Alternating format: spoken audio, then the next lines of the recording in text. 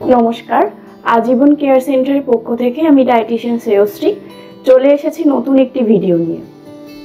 আজকালকার বিজি লাইফস্টাইলে আমরা অনেকেই ব্রেকফাস্ট স্কিপ করে দিই, কিন্তু দীর্ঘদিন ধরে যদি আমরা এইভাবে ব্রেকফাস্ট স্কিপ করতে থাকি তাহলে তা দীর্ঘস্থায়ী একটি সমস্যার সৃষ্টি করতে পারে।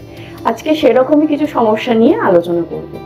ব্রেকফাস্ট করা খুবই জরুরি, কারণ সারা রাতে 6 থেকে 7 ঘন্টা গ্যাপের পর সেটি হয় আমাদের প্রথম খাদ্য।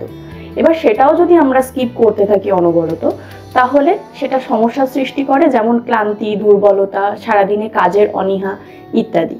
ব্রেকফাস্ট না করলে আপনি আপনার মস্তিষ্ককে তার প্রাথমিক শক্তির উৎস গ্লুকোজ থেকে বঞ্চিত করছেন, যার ফলে অলসতা, মনোযোগ, কর্মক্ষমতা কমে যাওয়ার মতো সমস্যা দেখা দিতে পারে।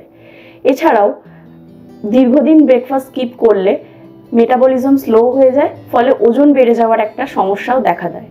যাদের ডায়াবেটিস আছে তারা দীর্ঘদিন ব্রেকফাস্ট স্কিপ করলে রক্তে গ্লুকোজের মাত্রা হঠাৎ কমে যেতে পারে, ফলে মাথা ঘুরে যেখানে সেখানে পড়ে যাওয়ার মতো সমস্যার সৃষ্টি হতে পারে। ব্রেকফাস্ট না করলে অনেকক্ষণ খালি পেটে থাকার ফলে মেজাজ খিটখিটে হতে পারে।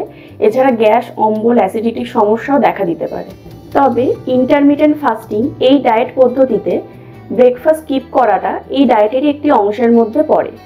কিন্তু মনে রাখতে হবে, ইন্টারমিটেন্ট ফাস্টিং হোক বা ব্রেকফাস্ট স্কিপিং হোক, কোনোটাই সবার জন্য উপযুক্ত নয়।